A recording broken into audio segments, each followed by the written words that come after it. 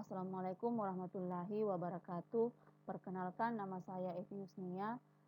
Saya akan membahas terkait identifikasi karakteristik guna lahan dan kegiatan di Kota Bandung.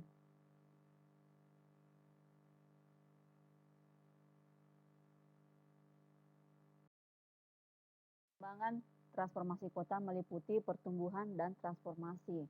Proses transformasi mengakibatkan perubahan fungsi untuk meningkatkan nilai dan efisiensi, sehingga pembangunan oleh masyarakat sering tidak sesuai dengan rencana tata ruang, sehingga hal ini perlu diidentifikasi guna lahan untuk memudahkan proses transformasi.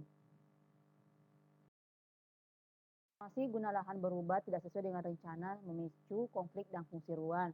Dampaknya menurunkan kualitas hidup perkotaan dan menimbulkan berbagai masalah sosial ekonomi, sehingga diperlukan identifikasi karakteristik guna lahan dan kegiatan untuk perencanaan adaptif.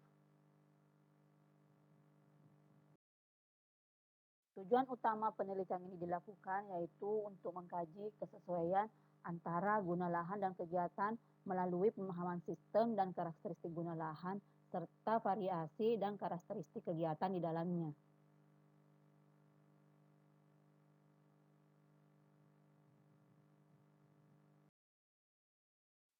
Tiga sasaran kegiatan di Kota Bandung meliputi mengidentifikasi karakteristik guna lahan di Kota Bandung, kemudian mengidentifikasi karakteristik variasi kegiatan dalam guna lahan, dan mengidentifikasi karakteristik kegiatan yang berkembang di dalam guna lahan.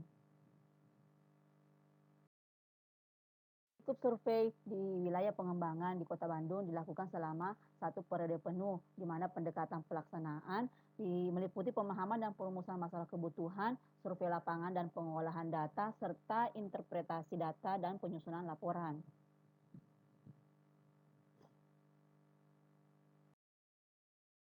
Guna lahan meliputi fungsi dominan dengan ketentuan khusus di suatu kawasan sesuai dengan rencana tata ruang, misalnya perumahan dan komersial. Kemudian kegiatan di mana aktivitas pemanfaatan ruang pada suatu persil, misalnya belanja di toko atau bekerja di kantor.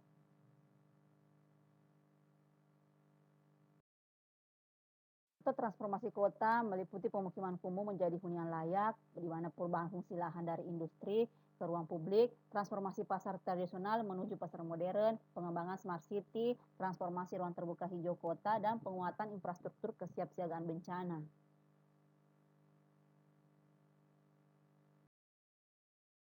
Proses transformasi meliputi penetrasi di mana fungsi baru masuk ke fungsi homogen. Kemudian kedua, invasi di mana fungsi baru lebih besar atau belum dominan.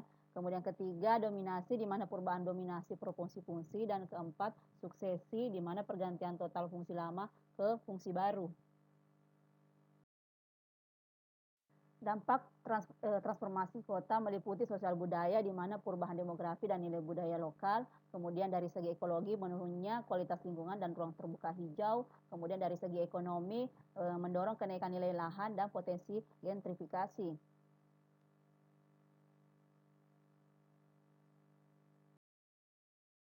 Hasil survei menunjukkan dominasi fungsi lahan yang berbeda-beda di wilayah pengembangan. Untuk WP1 dan 3 didominasi perumahan, untuk WP2 dan 4 didominasi komersial, kemudian untuk WP5 dan 6 didominasi campuran.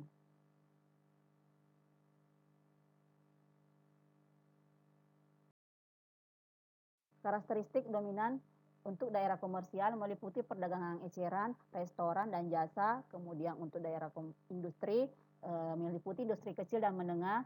Kemudian untuk daerah perumahan meliputi hunian padat dan sedang dominan.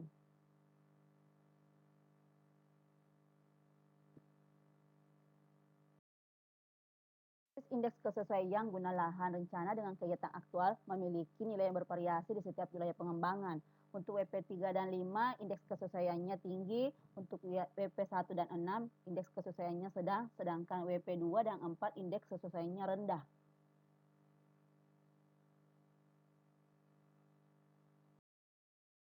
Lahan ketidaksesuaian pemanfaatan lahan mengakibatkan perkembangan masyarakat sering tidak sesuai dengan rencana tata ruang.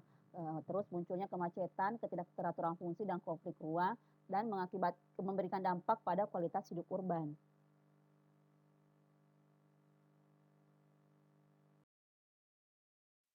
Pemerintah harus memperkuat politik guna lahan untuk mencapai efisiensi dan sosial benefit maksimal dengan cara penegakan peraturan yang konsisten, kemudian insentif bagi kepatuhan, serta memberikan sanksi tegas bagi para pelanggar.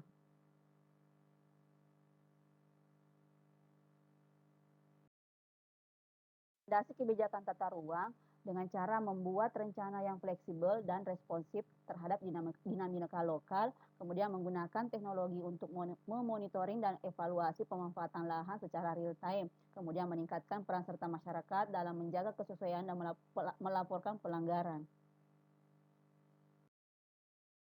Dalam konteks pemanfaatan lahan, kegiatan yang dilakukan oleh penduduk akan memanfaatkan ruang tertentu serta akan menghasilkan variasi struktur ruang kota yang akan menyebabkan pemanfaatan lahan akan sesuai dengan guna dan fungsinya.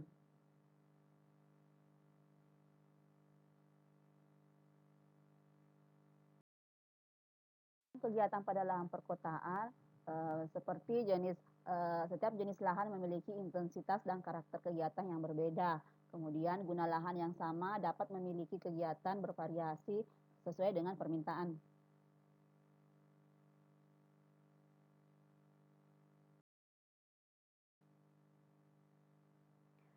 Daftar pustaka ini merupakan referensi penting tentang perencanaan kota, transformasi dan penataan ruang seperti Doxiadis, Yunus, Amin, serta Undang-Undang Nomor 26 Tahun 2007 yang menjadi dasar kebijakan penataan ruang. Sumber-sumber ini memperkuat landasan teori dalam presentasi ini.